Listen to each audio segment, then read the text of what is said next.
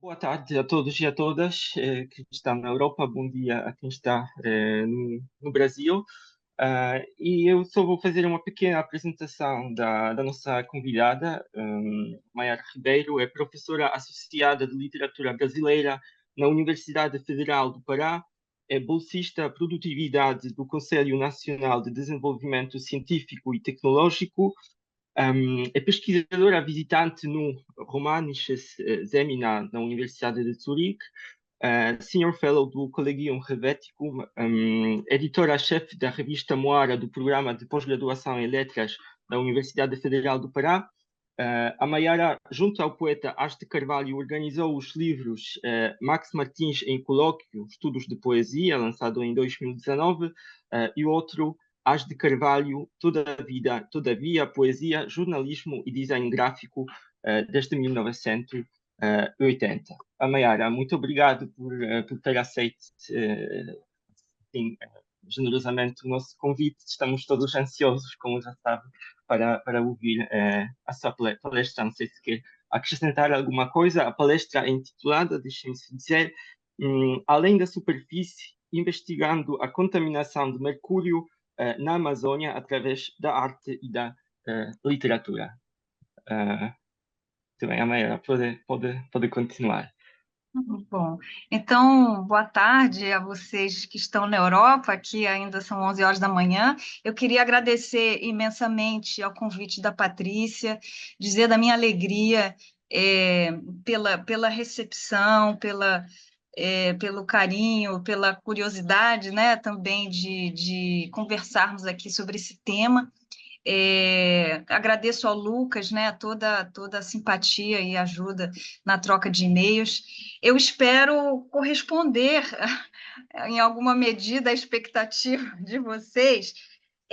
Devo dizer que, bom, eu sou professora de literatura brasileira e iniciei essa pesquisa no universo indígena, digamos assim, com as cosmologias e poéticas indígenas, desde 2020, quando fiz essa estadia na Universidade de Zurique. Este tema, no entanto, da contaminação de mercúrio, representado pela literatura e pelas artes visuais da Pan-Amazônia, né? Eu estou incluindo aqui produções indígenas e não indígenas também. Esse é um tema absolutamente recente, né? Então, mesmo um work in progress que eu estou fazendo. A ideia surgiu esse ano e o material é muito grande, porque o assunto cresce a cada dia, não é? Por conta mesmo de toda de toda a tragédia e de tudo que está acontecendo em torno da contaminação, que não é só a contaminação por conta do garimpo, que não é só de ouro, né, de outros metais também. Eu vivo aqui no Pará há 12 anos e uma digamos assim, dos objetos que me despertou, que me causou muito impacto e me fez começar a pensar sobre esse assunto, foi um documentário do Georges Bodansky, que é um cineasta que completou 80 anos ano passado, se não me engano, e recebeu está recebendo uma série de comemorações pela sua trajetória, um documentarista muito envolvido com a causa, com as causas sociais e com as causas ambientais também. E ele lançou um documentário no ano passado, 2022, chamado Amazônia, a Nova Minamata, com ponto de interrogação. Não sei se vocês já tiveram a oportunidade de assistir. Esse documentário me impactou muito, me chocou, porque é um documentário sobre os índios, os índios Munduruku, o povo Munduruku, que é um povo aqui do Pará, né? Um povo que habita a região de Santarém, o rio Tapajós, e que tem um contato com as cidades paraenses, né? Então,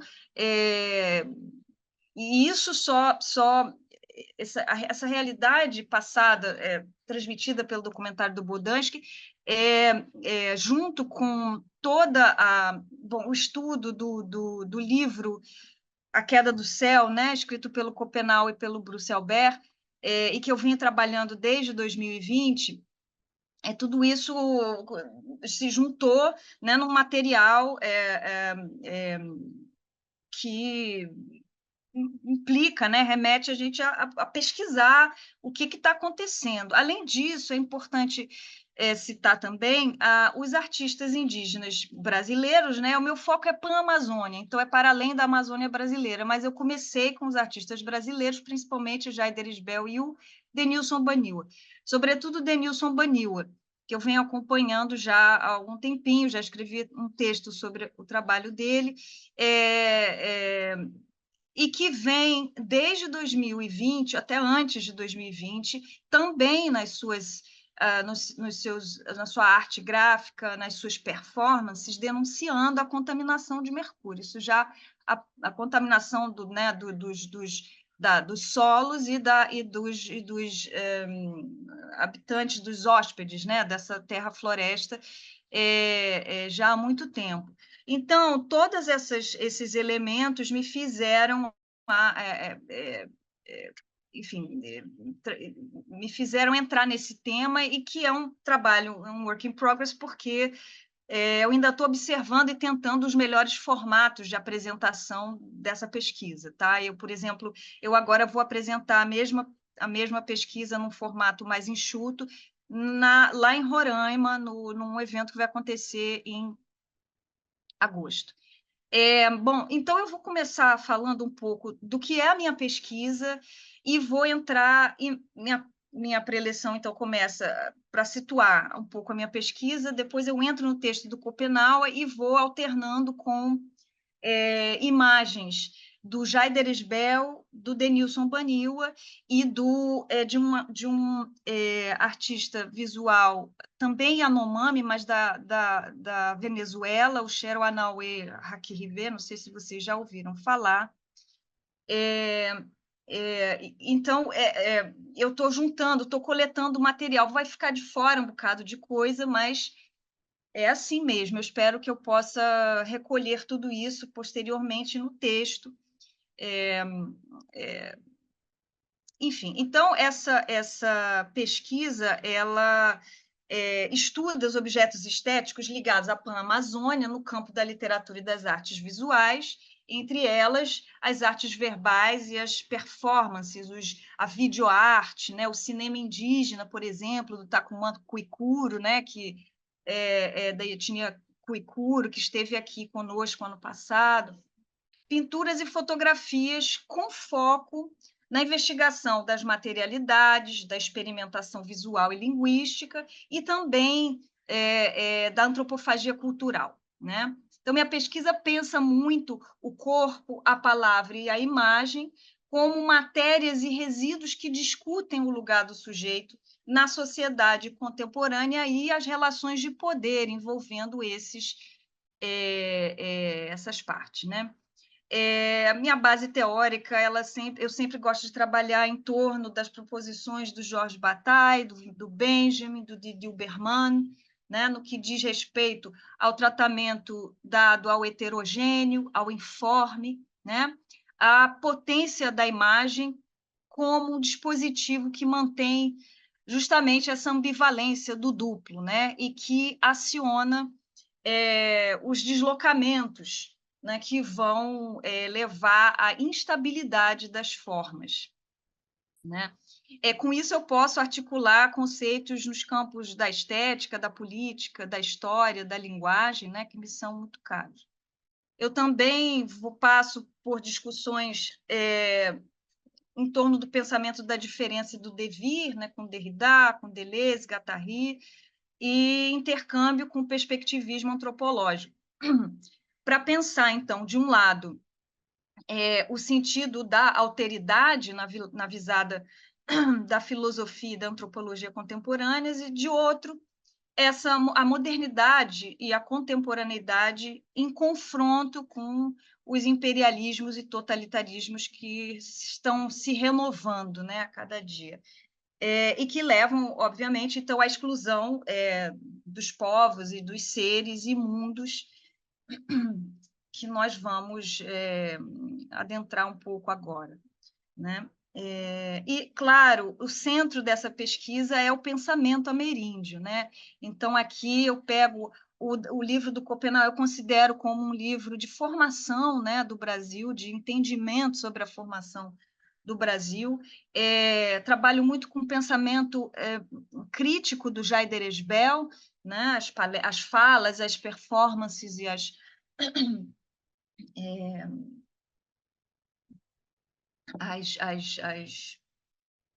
os comentários e as entrevistas, né?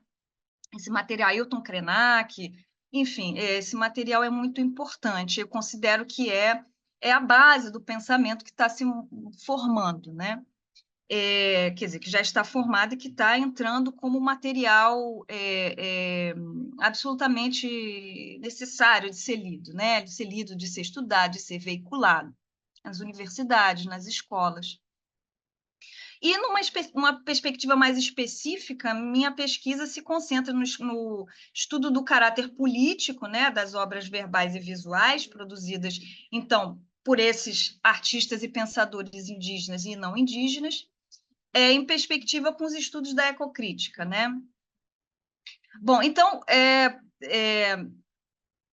o projeto visa discutir como que a filosofia e as ontologias ameríndias amazônicas se manifestam em obras de arte, nessas obras de arte, com estratégias que desafiam e destronam as forças coloniais ao colocar em contato esses sistemas de pensamento muito diferentes. E, portanto, a discussão se abre naturalmente ao universo do xamanismo, porque, né, o universo ameríndio é constituído pelo xamanismo. Eu não sou da antropologia, mas eu, né, começo a ler, acho que começo a estudar, né, textos da antropologia, da etnografia, mas também da linguística, né? E Bom, e o livro do Copenau é um livro, como o Bruce Albert já colocou, quase um livro xamânico, né? O Denilson Baniwa também pensa, também que entende os artistas indígenas como podendo ser considerados xamãs também, xamãs da arte, ele vai dizer, que compartilham o conhecimento trazido de todas as vozes, inclusive as não humanas, né? Então, o xamanismo é estudado como esse ritual de negociação cósmica entre os mundos visível e invisível, humano e não humano, e entre as diferentes pessoas ou sujeitos, né? Talvez vocês já dão aqui a Manuela Carneiro da Cunha, o Pedro Cesarino, né? Vão desenvolver o Carlos Fausto, né? Vão desenvolver muito esses estudos sobre as noções o Eduardo Viveiro de Castro, né? As noções diferentes de pessoa e sujeitos. Então, o corpo do xamã, os duplos do xamã, os duplos de outros sujeitos, né? A pessoa da planta que fornece o conhecimento, tudo isso mostra esse complexo sistema, né, de pessoas. Então, a queda do céu, como vocês já... Agora vou entrar na minha... Vocês conseguem aqui. Então, a queda do céu, aqui é basicamente o momento em que foi publicado. Eu retratei aqui, tirei os trechos iniciais em que o Davi Copenau abre o livro, se dirigindo a esse branco, né? Desculpa o barulho. E propondo também uma noção, porque conceitos vão ser conceitos de natureza, de pessoa, de sujeito, de terra, de mundo, né, vão ser desconstruídos, né, os conceitos ocidentais e desconstruídos dentro do livro, e ali toda uma reflexão em torno dessas noções vai se mostrar, né? Inclusive, a ideia aqui, mais para frente, é mostrar como que o Copenau desenvolve também uma reflexão, quase até uma teoria do metal, né? Do surgimento e da natureza do metal. do minério, né? Associada ao que ele vai chamar de fumaça de epidemia Chauara, né? E que o Bruce Albert vai, não só nos próprios paratextos da queda do céu, mas também em inúmeros outros textos que ele publicou, e o Ouro Canibal, por exemplo, vai desenvolver vai explicar uma ideia, uma espécie de teoria dos eflúvios, né, das fumaças e sopros que o pensamento Yanomami, o pensamento do Schopenhauer levanta. Então, aqui a noção, só para começar, né, aqui o texto, o que eles chamam de natureza é, na nossa língua antiga, Urihiá, a terra-floresta, e também a sua imagem, visível apenas para os xamãs, que nomeamos Urihinari, o espírito da floresta. Bom, então, nesse livro, como vocês já conhecem, né, ao narrar os rituais xamânicos, a sua iniciação e as narrativas cosmogônicas de origem, enquanto conta a história dos Yanomami e da epidemia Chauara da mercadoria, advinda da invasão dos brancos, bem como as suas experiências pessoais, os seus sonhos, a sua luta política, Schopenhauer opera essa negociação no texto inscrito entre a autologia ameríndia e não indígena, né, os seus mundos e histórias. Então, para recuperar agora, já entrando também no pensamento de outro indígena, que é o Jaider Esbel, né, nas suas palavras, a arte indígena vai se apresentar como uma armadilha. Não sei se vocês conhecem esses textos em que o Jaider Esbel fala sobre isso, né? Uma armadilha, um ato de caça em movimento, de contracolonização, para alterar a posição dos sujeitos históricos dentro da sociedade e a lógica da predação nela incrustada. E o faz com as armas da predação, né, o próprio Jaider, porque devorar é uma forma de incorporação do outro como um princípio de alteração ontológica, de modo que o conflito entre mundos diferentes seja negociado. Então, expor a arte indígena em espaços e contextos nos quais essa arte não foi produzida para capturar as armadilhas da arte colonial e dos sistemas de poder, como propõe Paula Berber, torna-se, então, uma estratégia para liberar a história indígena e seus agentes da representação devastadora em que eles foram enclausurados e desses contínuos atos de violência. Então, vou dar um pulinho aqui para já tentar entrar logo na questão, no texto do Schopenhauer. Eu ainda tenho um comentário mais teórico em que eu começo a pensar, junto ao Didi Uberman e a Mieke Bal, uma pesquisadora holandesa, eu acho, né? As perspectivas do afeto nas artes, né? Com a intenção de destacar justamente essa noção, a atuação da performatividade das imagens sobre o sujeito. Porque eu acho que essa noção de políticas do afeto e de efeito do afeto, que vai ser discutido por Mieke Bal, se aproxima um pouco das discussões levantadas pelo Bataille em torno do informe, né? Porque como? Tá. Por conta mesmo dessa performatividade do efeito.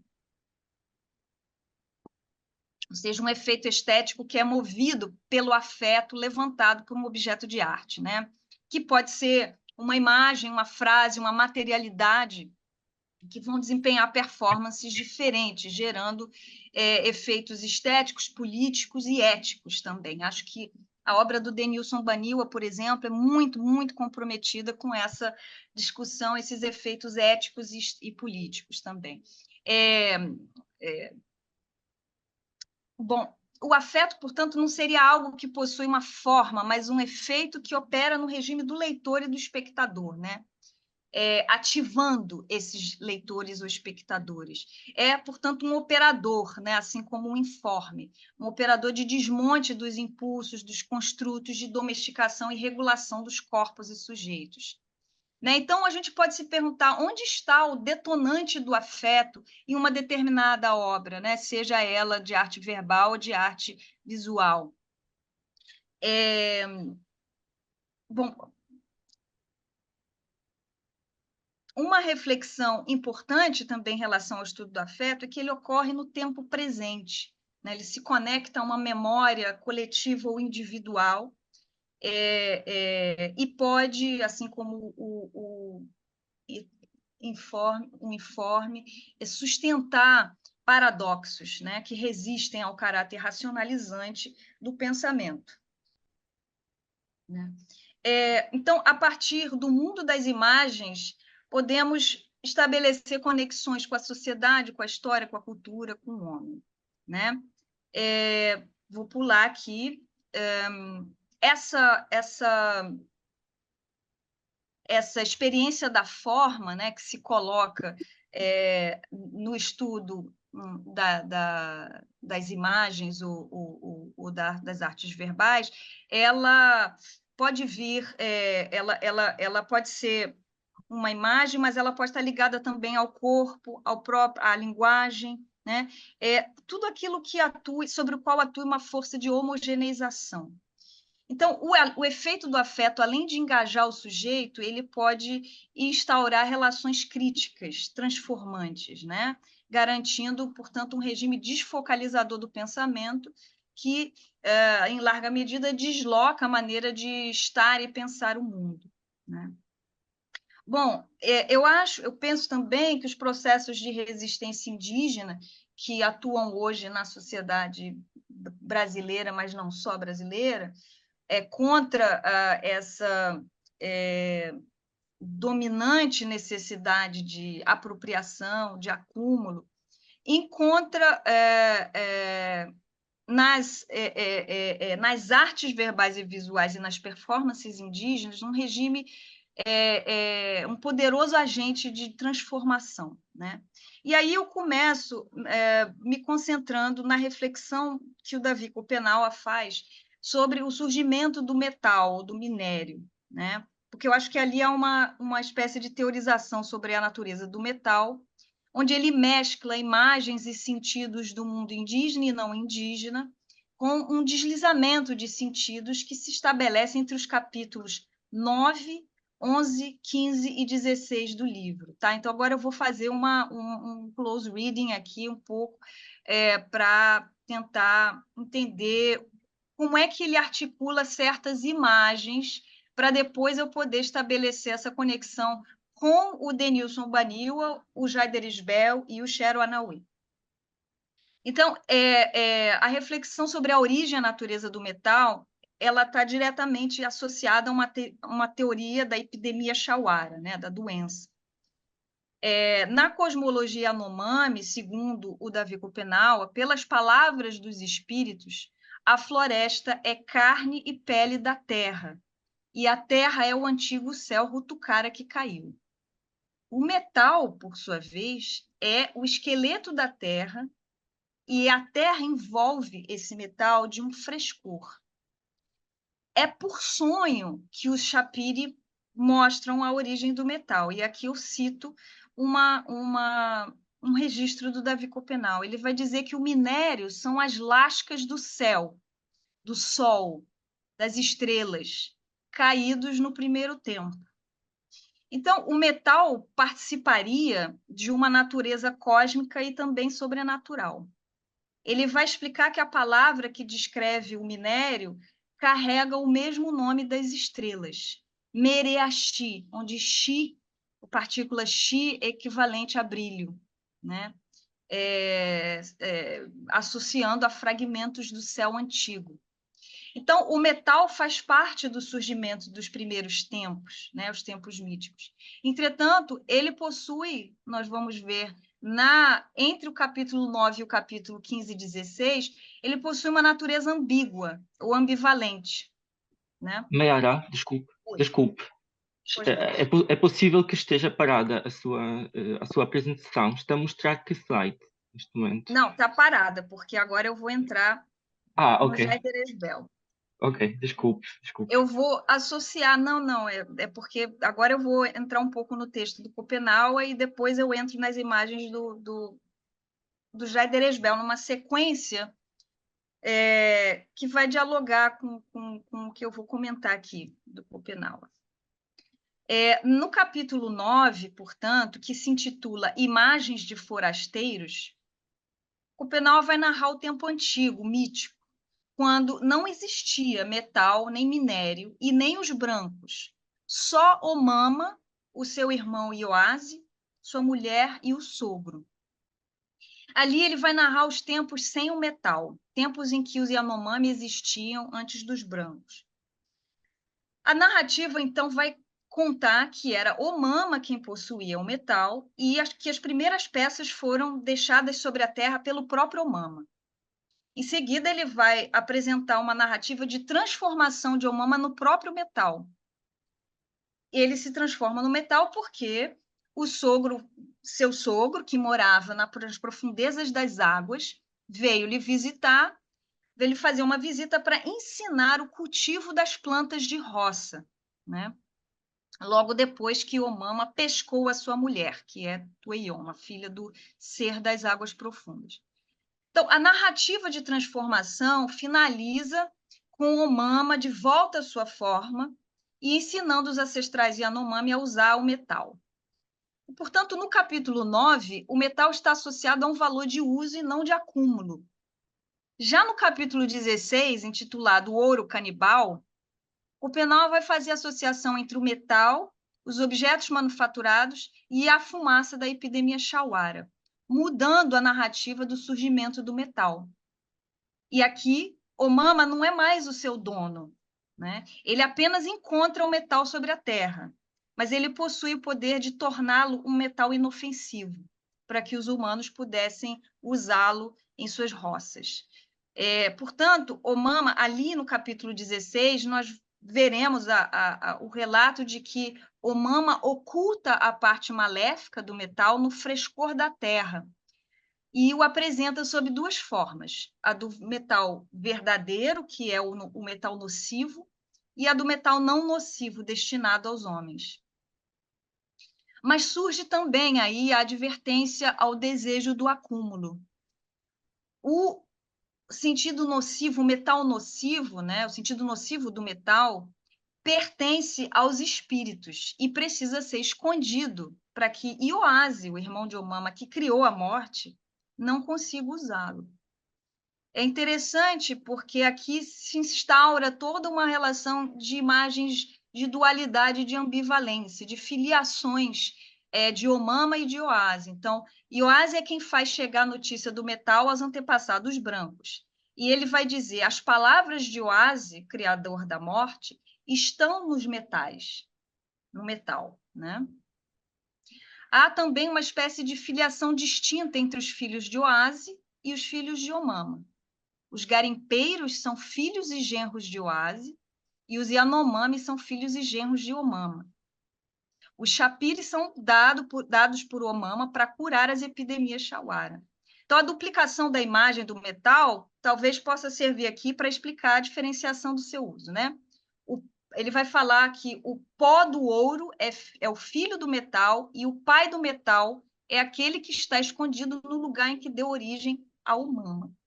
Ou seja, o metal também compartilha de uma origem mítica e, portanto, muito poderosa. O mito daqui do surgimento do ouro, surgimento do metal, narrado por Davi, aí é que eu faço um parênteses aqui, somente por esse exemplo, nós podemos ver como o mito é uma coisa viva, né? Se transforma com o passar do tempo, com a necessidade histórica, e tem uma conexão direta com a história cultural, social e política, né? Com a atualização da mitologia em função do que o Bruce Albert vai chamar de contingências da história imediata. E aqui é muito interessante também a gente, eu não vou entrar nesse ponto, nesse tema, mas ler as reflexões da Hannah Limulha e também da Karen, né, que ela é do grupo de vocês, a Karen Shiratori,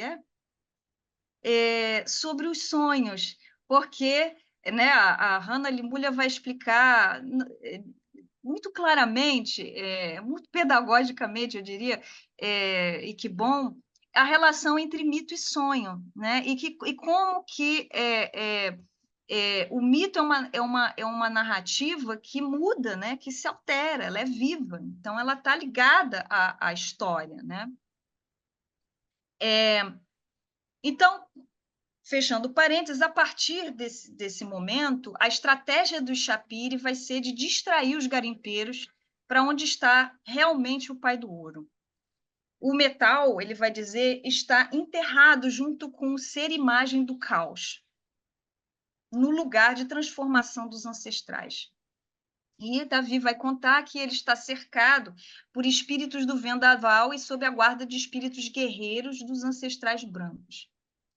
Então, as coisas do fundo da terra, que é o lugar onde se encontram os minérios, são perigosas e por isso elas estão escondidas.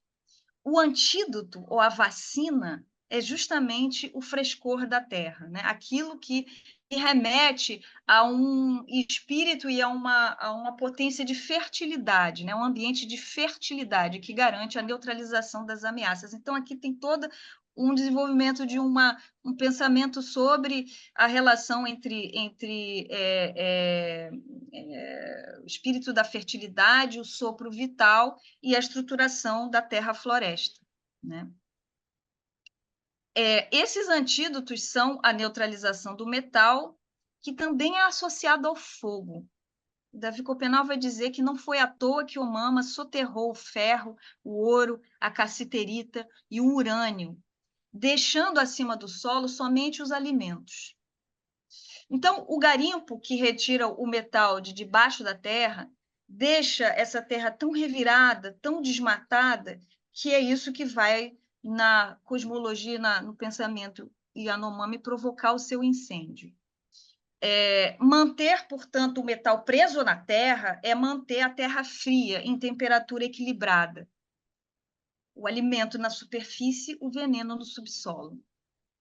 Porque o garimpo afugenta o vento fresco da floresta, o princípio de fertilidade, tornando inabitável não só para os hóspedes humanos, mas, claro, para os espíritos xamânicos também.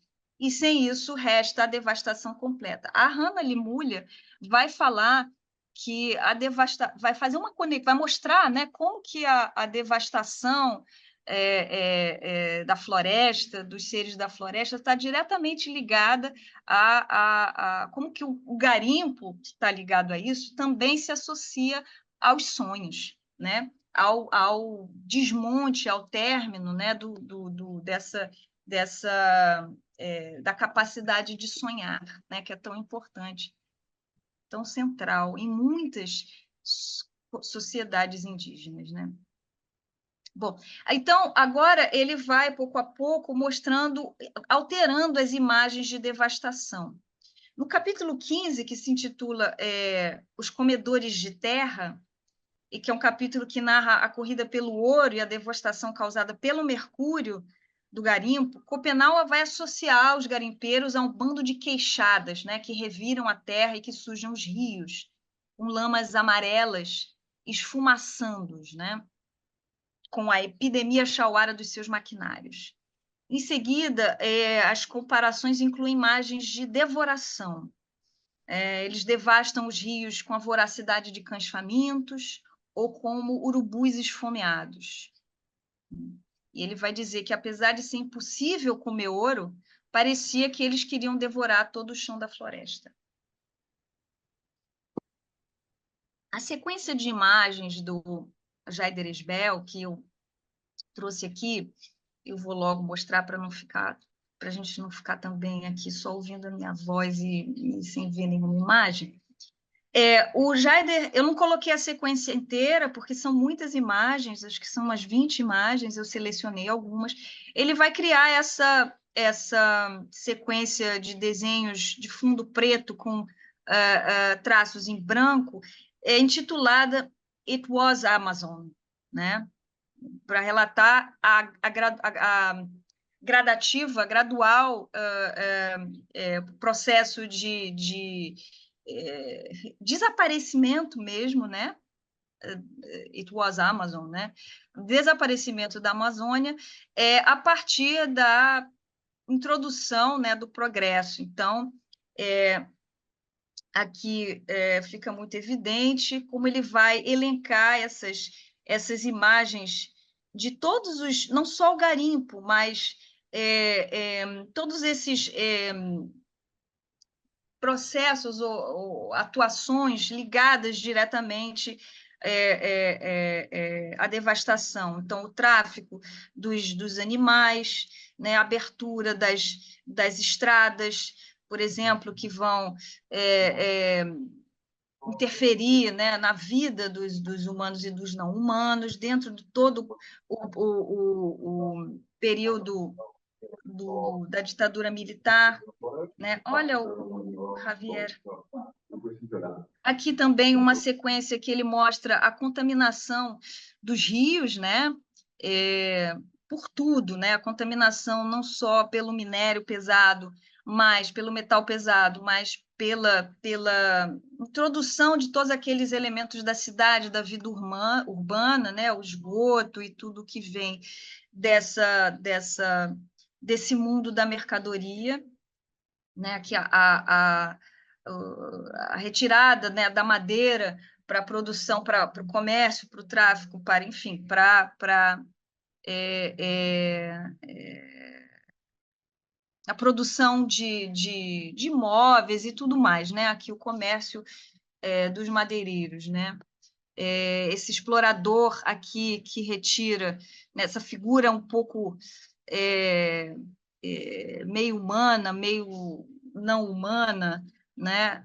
Que explora a terra e que pensa a terra no sentido de extrativista, né? De recurso, recurso natural e não como um ser vivo, né? Aqui a gente tem um retrato, por exemplo, do Chapono Yanomami. Aqui desse lado nós temos, né, toda aqui a referência ao ritual xamânico, né, da ingestão da iacuana, e do lado essa ameaça que vem da contaminação pelos metais pesados, né, ouro, mercúrio e tudo mais, o ataque aqui, essa guerra que não é só da contaminação, da contaminação pelo metal pesado, ela é epidemiológica também, e ela é também da violência direta, né, dos assassinatos. Com a chegada com a introdução dessas fazendas e desses comerciantes. Aqui é interessante, ele retrata também toda essas relações de poder econômico, né, das patentes, né, de como o mundo da mercadoria do Ocidente se apropria desses saberes, né, que são saberes pautados em outros princípios, em outras maneiras de fazer circular, inclusive, esse saber pelas empresas, né? E aqui também a bancada da Bíblia, né? Essa é uma parte muito terrível, né, da narrativa, das narrativas que nós encontramos não só na queda do céu, né, da devastação mesmo da língua, das culturas, da própria existência, a partir da imposição do saber cristão e evangélico, né, sobre os corpos, né? Então, o Jaider termina com... Olha, vejam que há uma sobreposição aqui, eu gosto de... Essa imagem, ela se conecta com uma outra, com uma sequência de imagens do Denilson Banil, que eu já vou mostrar já. E ele termina aqui de forma também bastante irônica, porque o Jaider é muito irônico também, ácido, né? Essa ironia ácida, né? Desses esqueletos aqui do que um dia foi algo vivo, né? Os esqueletos desses animais. né? E a imagem aqui da natureza morta do Denilson Baniwa, que pega uma imagem de satélite, imprime, não é só o corpo do indígena, né? É uma sequência de imagens, não sei se vocês conhecem essas imagens, né? Dos animais da floresta, como uma representação aqui de um crime, né? O corpo estendido nesse grande território visto de cima. Então, há uma espécie de justaposição aqui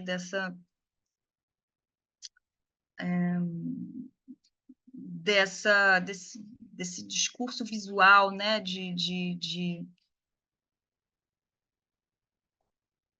destruição. Então, aqui eu queria fazer, depois de passar essas imagens, né, eu não sei muito bem como estamos de tempo. Já completou meia hora, pelo menos, né? É Sim. 50 minutos, quase. Já? É, Bom, e ficamos sem imagem agora. Não sei o que é que aconteceu. ficaram sem imagem. E agora? Agora sim, agora temos imagem. Sim. E se eu voltar para cá? Continuam com a imagem? Sim, temos a imagem da natureza morta do Baniwa. Muito bem, então vou deixar aí um pouquinho. Bom, vou tentar aqui me dirigir a um final, porque eu trabalho aqui então, com essa ideia do impacto epidemiológico e ecológico narrado pelo Oppenauer, onde a violência, a doença, a poluição da rede hidrográfica, a caça, o desmatamento vão paulatinamente atacando e destruindo a sobrevivência Yanomami, né? Então, aqui, ou seja, tornando eu ia passar pela narrativa do processo do aumento do garimpo, né? Como que da década de 80 até agora, né? Houve um aumento desenfreado, vocês já sabem disso, né? A ponto da gente poder falar talvez de uma destruição, um projeto mesmo de destruição, de desmantelamento da terra indígena Yanomami e de destruição dessa população que vai pouco a pouco virando mendigo, né? Mendigos espalhados pelas cidades. Não vou ter que pular essa parte. Mas a profecia do Davi mostra como que, escavando tanto, os brancos vão arrancar as raízes do céu, né? Também sustentadas pelo metal de Omama.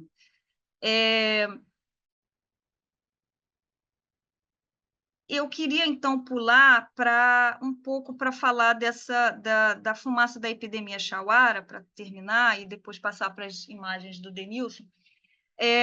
Como que ele vai estabelecer uma relação cosmológica entre a extração do ouro e as epidemias que despovoam e devastam a floresta e os seus hóspedes, na associação entre o sopro vital da fumaça do ouro e da fumaça do metal ou dos minérios, associado à fumaça da epidemia, e depois, com um deslizamento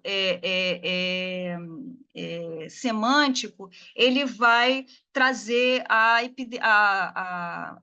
fumaça da poluição, né? Então, ele vai estabelecer o Bruce Albert vai falar de uma teoria Yanomami tradicional dos eflúvios, dos vapores e fumaças, né, que engloba esses elementos patogênicos do metal, dos objetos manufaturados, mas se estende ao processo a noção de poluição e a disseminação de outros patógenos advindos das doenças, né, da malária, sarampo, gripe, tuberculose, que são doenças do branco, né, trazidas por esses comedores de terra. Eu teria aqui também um comentário para fazer sobre o sentido de a palavra mercadoria, né, porque ele vai dizer que essa toda essa associação de imagens vai desembocar na associação de uma imagem de uma epidemia maior, que é a epidemia do acúmulo, né, da paixão pela mercadoria, que faz os homens esquecerem a beleza da floresta, né? Então, ele vai fazer uma reflexão, a meu ver, sobre o que será descrito como o caminho de ser da epidemia, né? Uma espécie de reflexão filosófica sobre a contaminação da floresta e dos homens, não só pelos metais pesados, mas por uma forma de existência que é aquela associada à mercadoria, né? Quando ele, no capítulo 19, fala, intitulado Paixão pela Mercadoria, fala da palavra em Yanomami, que é matiri, ele associa, ele mostra como que essa palavra matiri, usada para descrever mercadoria, é uma palavra antiga, né? E que entre os Yanomamis está associada à beleza dos adornos feitos de penas, da arte plumária, né? Que os primeiros Yanomamis usavam para as festas, né? E também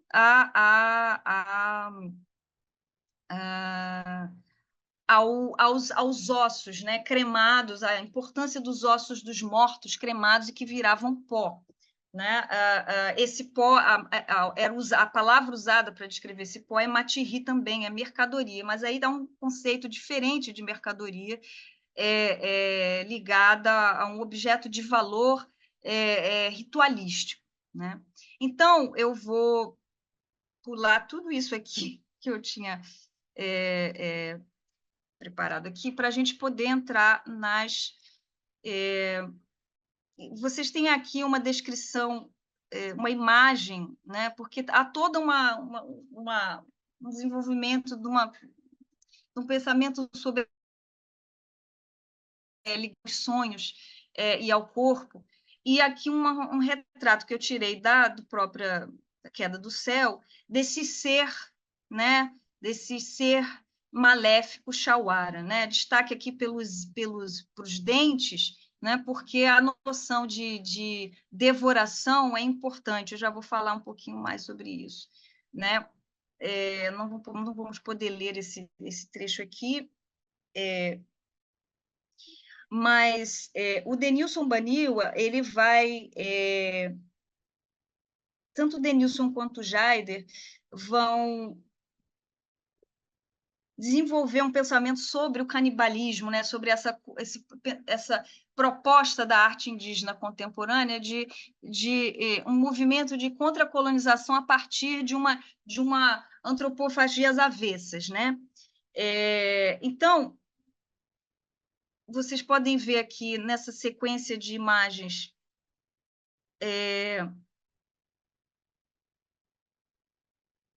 que eu teria um vídeo do Denilson Baniwa para mostrar, vinculado a essa imagem aqui, que chama Azougue 80, né, onde o artista aparece atrás aqui, diante desse prato, né, de iscas artificiais que representam peixes, e ele come essas iscas, né? Então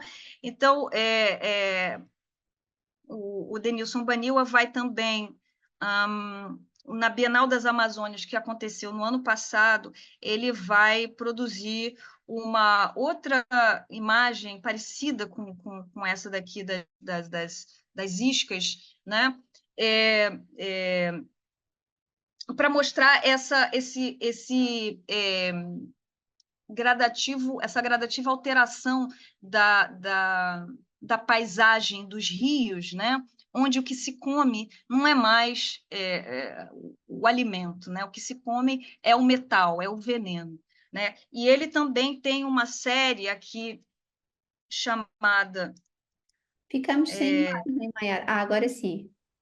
Não sei se vocês conhecem essa sequência aqui também.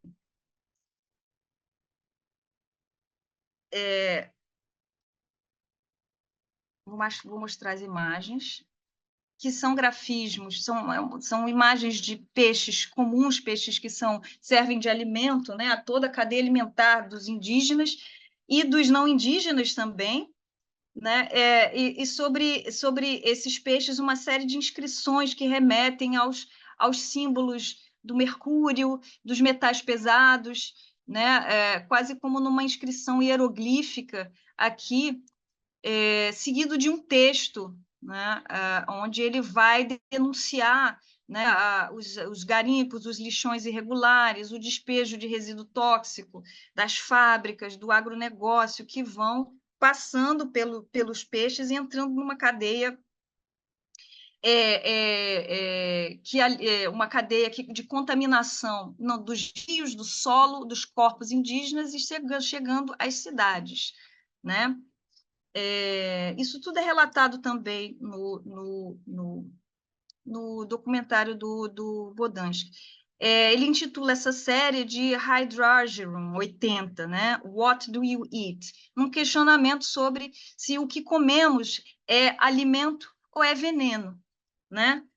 Então, aqui eu vou fechar essa reflexão do Denilson Baniwa, destacando, né, a questão ambiental e ativista dele, dentro de uma reflexão sobre também a mercadoria, né? Numa relação de profunda interação entre os humanos e os não humanos, e, de novo, essa imagem da antropofagia, da devoração, né? Só que aqui é o homem devorado pela doença, né? Pelo mercúrio, o homem devorado pela própria mercadoria, né? Quer dizer, o peixe amazônico se coloca aqui, é retratado num contexto de denúncia, seja ele pelas imagens gráficas, seja ele pelas iscas artificiais, né? Então, é o peixe que contamina, né? Que é veneno e não alimento. A água, também representada ali pelo mercúrio, pelo pó de mercúrio, né? Como veneno e não alimento. Então, essa morte invisível rondando o vivo num processo de reflexão sobre o metal que come o homem, né?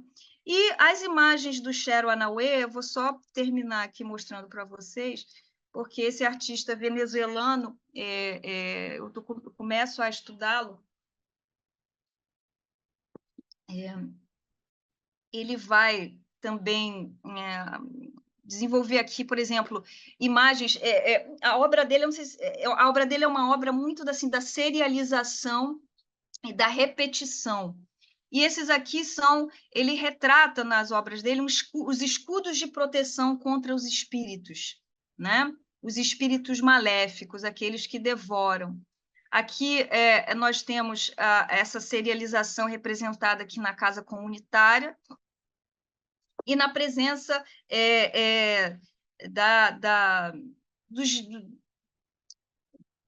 dessa ancestralidade, dessas tradições, que são as tradições xamânicas também, em algumas imagens. Os xamãs falam assim, ou então nessas imagens que são visões, né, ancoradas em visões, que retratam o cipó urticante ou o remédio para a picada de cobra, ou ainda a sequência de muitas imagens, acho que são talvez 20 imagens, da cobra coral, né? Que aqui, ao contrário de representar a cobra no formato como conhecemos, né?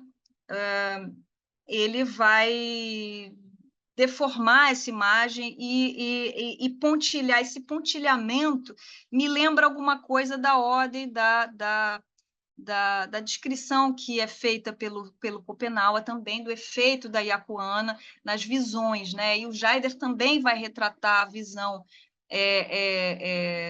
da ayahuasca através do pontilhamento, né? Desculpem o barulho. Então, a cobra coral aqui é representada de uma maneira... Para finalizar, a obra do Chero Anauê traz, por exemplo, essa repetição, né? Ele traz algo de saber ou de um lugar de memória e de ritmo, seja da tradição oral, de contação de histórias, seja também, de alguma maneira, da escrita, né? Da repetição da letra ou do som, da repetição como um lugar de demarcação da memória e do ritmo, né? Ligada aos cantos xamânicos, à frequência sonora e à transmutação operada por essas imagens e por essas visões e sonhos dos rituais xamânicos. Então, ou seja, aqui para finalizar, tanto no trabalho visual do Chero como na arte verbal do Davi, estamos lidando aqui com um trabalho de resgate e preservação da memória coletiva e dos conhecimentos sagrados, da ancestralidade, da cultura, da ciência produzida pelos povos da floresta. Então, seria interessante comparar a arte do Chero Anauê com o texto do Schopenhauer, por exemplo, né? Então, eu paro por aqui e agradeço a escuta de vocês